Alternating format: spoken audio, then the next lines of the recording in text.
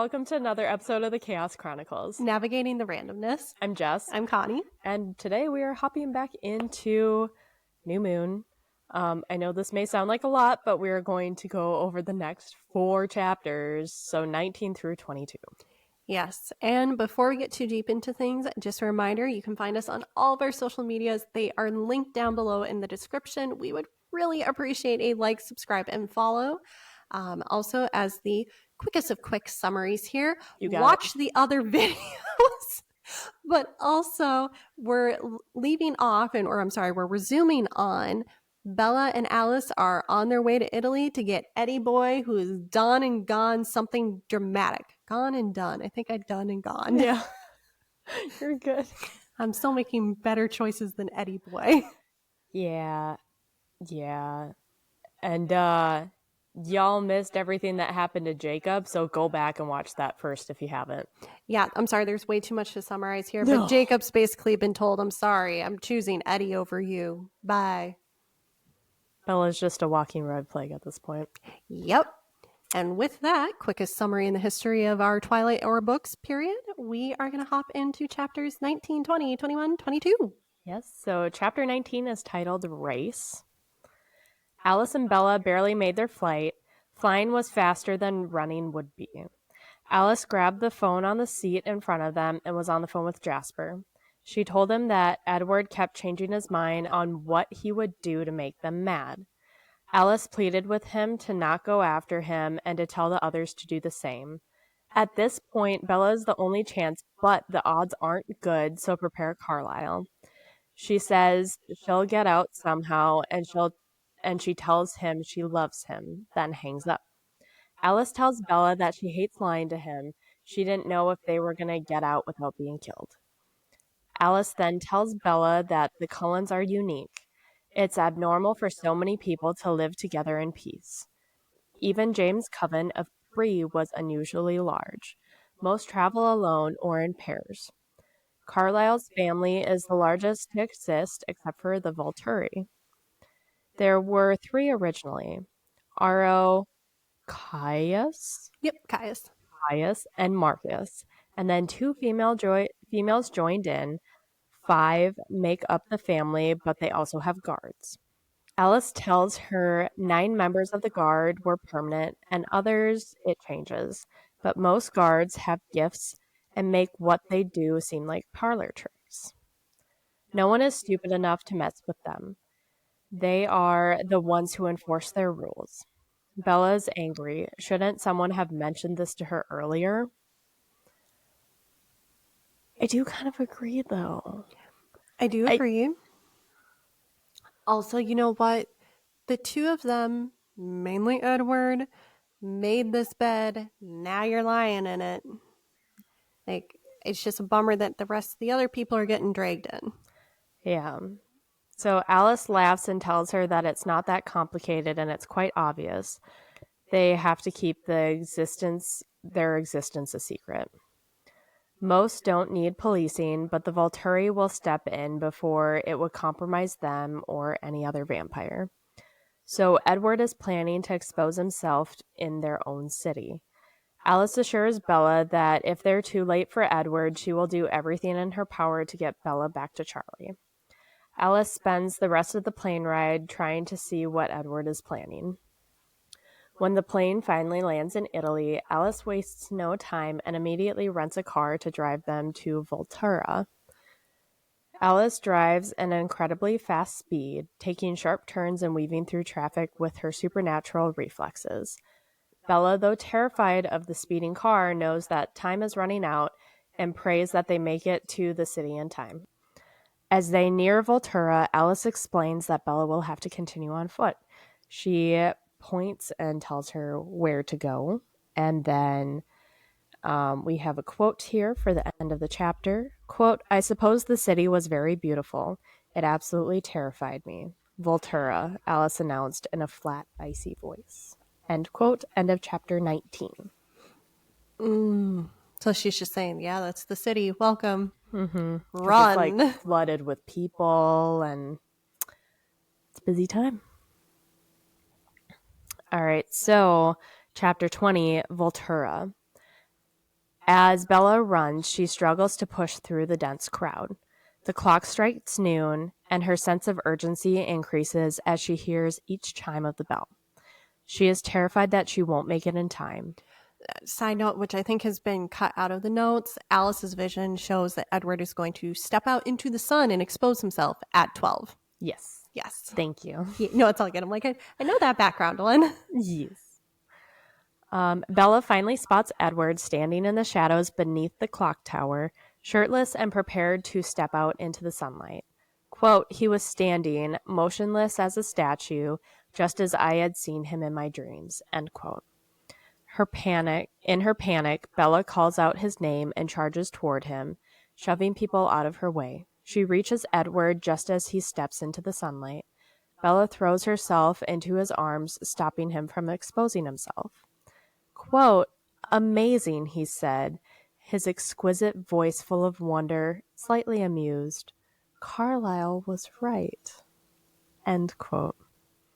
Edward couldn't believe how quickly things happened. He didn't feel a thing. He is in awe of Bella and smells her, saying that she is the same as always. Bella frantically tries to convince Edward that she is alive, and eventually he realizes that she is truly in his arms.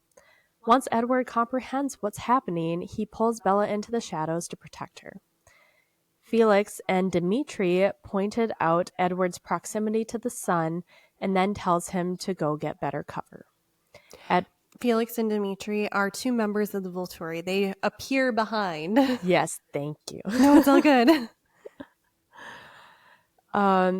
Edward agrees and tells Bella to go back to the festival, but the guards say no, she has to come too. The guards tells him that Aro wants to speak with him if he has decided to not force their hands. Edward tries to get Bella free again, but they tell him that it isn't possible. Alice finally meets up with them and reminds them that they aren't alone. There were many eyes that were on them. Edward tells him that they'll leave quietly now, but the guard tells him they need to discuss things privately. Tensions were high until a voice came from behind them. Jane. Which is a pretty powerful person. Mm-hmm. She orders them to follow her. Edward recognizes her and then gave in. The three of them followed Jane. Edward asks what happened, and Alice tells him that Bella did jump off a cliff, but it wasn't to kill herself. She's all about the extreme sports now. They are led through the ancient, winding streets of Voltura toward the Volturi's underground lair. They reached a small hole in the tunnel, and Edward prepares to drop Bella down the hole. Bella, trusting Edward, allows him to let go, and Alice is waiting below and catches Bella as she falls. They continue down the street, and that is dimly lit. There are wet stones underneath them. Edward holds Bella tightly, and it feels like he wants her in this moment, and that is enough for Bella for now. Because Bella still thinks that Edward didn't want her. She's still believing that whole bullshit for some reason. You know, I am not a relationship or psychology expert. That being said, if someone wants to kill themselves because they think that you are no longer alive, okay. Yeah, so her thoughts were at least she would be with him before she died. So just screw Charlie, screw Renee, screw Jacob, screw everybody? Pretty much. So she was shaking, not from fear but the cold. Her clothes were wet and the temperature down there was as wintry as Edward's skin. Oh yeah, didn't she run through a fountain to get to him or something? She is like sopping wet, and I don't remember why. Yeah, I think I'm remembering the scene from the trailers in the movie. I'm pretty sure she did end up cutting across a fountain just because she couldn't get through to Edward quick enough. Mm-hmm. Guys, I had to read this as fast as I could and take notes as fast as I could. I'm sorry, I can't remember that minor detail. But she's sopping wet. She's sopping wet, which, like, at that point, I'd be shivering too. Yeah. Edward realized that she was freezing and lets go of her hand, but she objects and throws her arms around him. They get to the grate at the end of the tunnel. Edward ducks through a small door and enters a bright stone room The grill slams behind them. Quote, we stepped through the door and I glanced around me in surprise, relaxing automatically. Beside me, Edward tensed, his jaws clenched tight. End quote. End of chapter 20. I told you I condensed the crap out of these. We are going to keep going. 21 is verdict. They are led into a grand dark chamber where the Volturi leaders, Aro, Caius, and Marcus await them. Aro, the most charismatic and inquisitive of the leaders, greets them with chilling warmth. He is fascinated by Edward's actions and intrigued by Bella's presence. Aro is particularly interested in Bella's immunity to vampire abilities. Aro requests to read Edward's thoughts by touching him. Edward reluctantly agrees, knowing that Aro can see all of his memories. Aro is intrigued by Edward's deep affection for Bella and the lengths he has gone to protect her. He also becomes curious about Bella's unique resistance to vampire powers. Jane arrives. Jane has the ability to inflict pain with her mind. She uses her powers on Edward, who collapses in agony. When she attempts to use her abilities on Bella, it has no effect.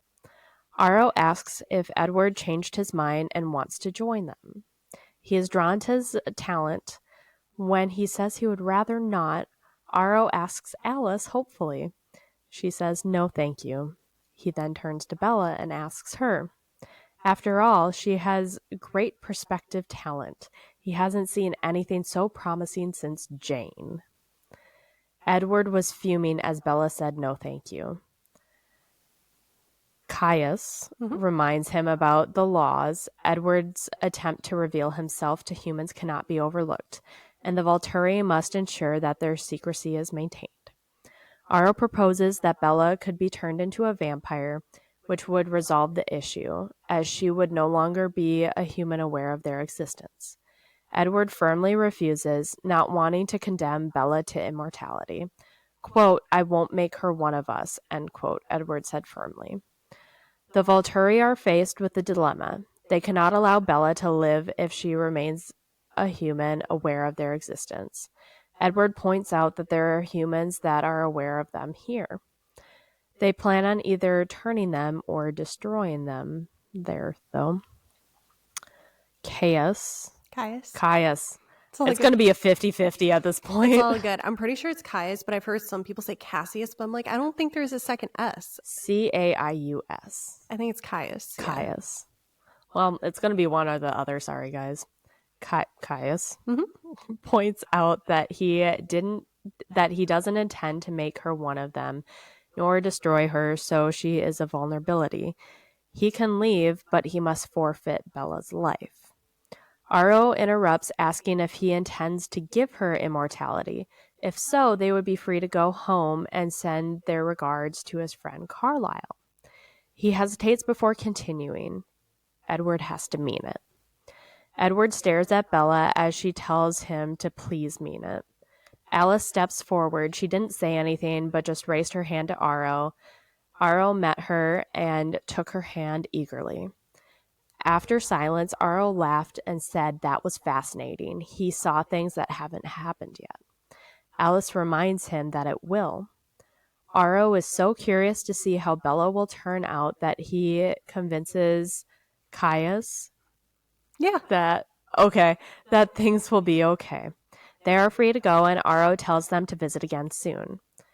Caius promises that they will be sure to visit them as well to ensure that they follow through because they don't offer second chances. Aro tosses Edward a cloak to help him blend in. Aro tells him it suits him. Edward thanks him and they take off. Edward is in a hurry to leave because Heidi will be back soon. As they left, they were pressed to the wall by tourists piling into the room. There were about 40 people. Aro welcomed them. Edward pulled Bella's face into his chest. Once the people passed Edward, he pushed Bella to the door. Dimitri welcomed Heidi and complimented her on her fishing. He would be with them in a minute. Quote, Edward set a pace that had me running to keep up. but we still couldn't get through the ornate door at the end of the hallway before the screaming started. End quote. End of chapter 21. Yeah, I forgot about that part. Oh, I always forget about that part. Every time I revisit that chapter, I'm like, oh. But I did tell you that these 4 chapters are condensed. They are condensed. I'm still just thinking fishing, and she did. She did. Brought a bunch of tourists. Yeah. Yep. Yep. Any comments on 21 or ready for 22? Let's just keep it rolling. 22 it is. 22 is flight. After their frightening encounter, Bella is physically and emotionally drained, struggling to comprehend the gravity of the situation. She feels dazed and disoriented, and her mind is racing, particularly with the weight of the ultimatum that the Volturi imposed on her. Either she will become a vampire or face death. Bella is on the verge of fainting from the emotional overload. Bella is trembling, and Alice suggests that Edward should slap her to bring her out of her shock. Edward is deeply worried about Bella's well-being, both physically and emotionally. He holds her close, watching her carefully, his face still tense from the events with the Volturi. He quietly wishes that Bella hadn't been forced to witness what happened with the Volturi, saying he regrets that she saw that. As they wait to leave, Alice asks why the Volturi refer to Bella as Edward's singer. This is a term used to describe how her blood uniquely calls to him in a way that is more potent and alluring than any other human. The Volturi are fascinated by how difficult it must be for Edward to resist his desire for Bella's blood, but yet Edward controls himself out of love for her. However, they are not allowed to leave immediately. Alec, one of the Volturi guards, informs them that they must wait until dark before they can depart. Bella can't help but dwell on the possibility that once they're free from the Volturi, Edward might still leave her, just as he had before. Edward remains quiet and brooding, and his silence fuels her fear that he will again decide to abandon her for what he believes is her own good. Once the sun sets and Alec gives them permission to go, they make their way out of the Voltura, hurrying to leave the city behind. On the plane, the exhaustion of the past hour begins to weigh on Bella. Edward urges her to sleep, gently reminding her that it's been an incredibly long day, but Bella resists. She is terrified that if she falls asleep, this fragile reunion with Edward might disappear, and he might leave her again. Though exhausted, Bella forces herself to stay awake, afraid of what might happen if she closes her eyes. When they land back in Washington, Jasper, Carlisle, and Esme are waiting anxiously for their return. Carlisle and Esme are visibly relieved, and both thank Bella warmly for what she did. Esme sees how utterly exhausted Bella is, immediately suggests that they should get her home so she can rest. As they make their way to the car, Bella sees Emmett and Rosalie waiting as well. Tensions rise when Edward stiffens at the sight of Rosalie.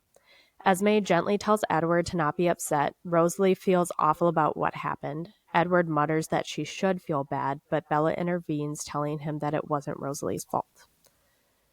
Esme quietly insists that Edward let Rosalie make amends. Once in the car, Edward and Bella sit in the back with Emmett and Rosalie up front. The tensions between Edward and Rosalie is palpable until Rosalie, her voice soft and remorseful, starts speaking. She addresses Edward first, acknowledging that he must already know how sorry she is. Then, turning to Bella, Rosalie expresses her immense gratitude that Bella saved Edward despite Rosalie's earlier actions, and hopes that Bella can find it in her heart to forgive her. Bella quickly forgives Rosalie, saying that it wasn't her fault. Bella even goes as far as joking that she's the one who jumped off the cliff in the first place. Emmett chuckles and adds, quote, "It doesn't count unless she's conscious," end quote. Bella retorts that she is in fact conscious, though it's clear that she is fighting to stay awake. Edward insists that Bella needs to rest and encourages her once again to sleep. This time, Bella's exhaustion wins out and she falls asleep in the car. When they finally arrive at Bella's house, Edward carefully lifts her out of the car and carries her toward the house. As they approach, Charlie, who had been anxiously waiting for Bella's return, rushes out of the door, shouting her name. Bella, half awake, mumbles, "Charlie." But before she can say more, Edward whispers softly to her, reassuring her that everything's okay, she's home and safe now, and that she should go back to sleep. Charlie, however, is furious. Yep. His anger is directed squarely at Edward and yells at him, outraged that Edward dare show his face here after everything that happened. Oh, we love us our Charlie. I love Charlie. Like, this is the highlight of the past 4 chapters. Oh, yeah. He is rightfully laying into Edward. Yes, as he should. So Bella's still groggy and tries to protest, but Charlie is too upset. He demands to know what's wrong with Bella, why she looks so weak, and tries to take her from Edward. Edward, trying to explain, says that Bella is just exhausted and needs to rest. But Charlie, still shouting, demands Edward hand her over and to, quote, get your hands off her, end quote. We love Charlie. Edward attempts to pass Bella to Charlie, but even in her half-conscious state, Bella clings to Edward, not wanting to let go. Charlie tugs at her, trying to pull her from Edward's arms, but Bella firmly tells Charlie to stop and to direct his anger at her, not Edward. Charlie, clearly frustrated, promises that he will be mad at her, but for now he just wants her inside. When Edward finally sets Bella on her feet, she nearly collapses, her legs too weak to hold her up. She stumbles, almost falling face first onto the concrete, but Edward catches her just in time. Edward tells Charlie that he should let him carry Bella upstairs, promising that he will leave after that. Hearing this, Bella panics, fearing that Edward is gonna leave. Edward whispers so quietly that only she can hear and reassures her that he won't be far. Quote, I didn't hear Charlie's answer, but Edward headed into the house. My eyes only made it till the stairs. The last thing I felt was Edward's cool hands prying my fingers loose from his shirt. End quote. End of chapter 22. Nice. 50 minutes. Well, actually, I think less than that because we had some outtakes. That's damn. I told you I hate these chapters. I could not spend any more time on them. Yeah. No. All right. So things have been a-moving. Things have been moving, which means there's only going to be one more book reaction episode for New Moon. And then it'll be the New Moon movie reaction. God, we're going to need drinks for the movie. Yeah. Tequila? Tequila. Wine? Wine. Not a tequila. I'll go and get some good wine. I'll get our real good wine. Ooh. My throat just gave out on me. Could stop by the venue, grab some of that red wine. Oh, that would be amazing. Yes. Any last minute thoughts on these 4 chapters, Connie? There was a lot of little details that we went over. If you're really interested in them, read the book. Spark note it if you really want. But the long and short of it is Eddie Boy's back. And Edward is back. Edward's back. There is a lot of interesting things to my memory in the interaction between Edward and the Volturi. And one of the things that I found interesting is that of the 3 Volturi brothers, Aro is the most interactive. Yep. That's one played by Charlie Sheen. Not that Charlie Sheen, not the winning one. The English actor, which funnily enough, he plays the werewolf king in the Underworld series, and then he's the vampire king in this one. Kind of funny. But like Caius and Aro are the ones that are talking, and the third one does not talk too much. He's just kind of existing. Okay. Do you recognize him? Yeah. Yeah, he's also in Good Omens, if you've watched that. Yeah. No, he does anything that I've seen that Charlie Sheen in. It's been good. He's a good actor. Also, Carlisle looks... Peter. Facchellini or, yeah. No, I did not say that right. Not Facchellini. Fackinelli. I don't know. I'm just spelling it. I'm not trying it. He looks a lot better with brown hair. Yeah, no, the wig that they put the Cullens in, They're bad. they're rough. Like, the only one that I'm like, it's not the worst in the world is Rosalie's. It's not the best. It's not the best, but it's not awful. No, but just like if you look at Jasper's hair, Carlisle's hair in the movie, Jasper's hair is bad. Jasper's, I'm like Justin Timberlake, but longer ramen noodles. Yeah. Esme's hair is pretty to my memory, but I I don't think that one was a That's wig. her. No, that's Yeah. her actual hair. Alice, I mean, it was the style. It was a choice. It was a choice. style. Yeah. I mean, like it was popular back then, but Yeah. like she changes it up to more of like what you or I would think of as like a short pixie cut, not as spiky. Yeah. But I mean, it is what it is. I don't remember Emmett's hair. I'm assuming it's his own hair. I think so. I just 'Cause remember it it's being like short. short. Yeah. Kellen Lund's usually has short hair. I think that's how you say his last name. I don't know. On that note, make sure that you are following us either on YouTube or Spotify so you get notified when our last reaction chapters for New Moon come out. Mm-hmm. And just like with Twilight, our New Moon reaction will be a YouTube exclusive. So you will want to check that out there because I can assure you that there's gonna be reactions. Yes. Yep. And the New Moon movie reaction is going to be on November 9th. Nice. All right. Well, I think that's all we got for now. We will see you for one of our Who Know What's Wednesdays. Probably not. There's not a huge overlap between the two, but you should check it out. I think we're still doing Spooky Ookie month at this point. We are. We have one more Spooky Ookie episode on Wednesday. That'll be very exciting. It's our last one, so you should go over and check it out because we're doing something different for this month where it's kind of legends and folklore and stuff like that. It's done like a ghost story. It's not the usual, well, true crime, all that stuff. No, it's more tame than that. So go check it out. Yeah. And if not, we'll see you next Saturday. Yeah. Bye. Adios. God, I'm not looking forward to that movie reaction.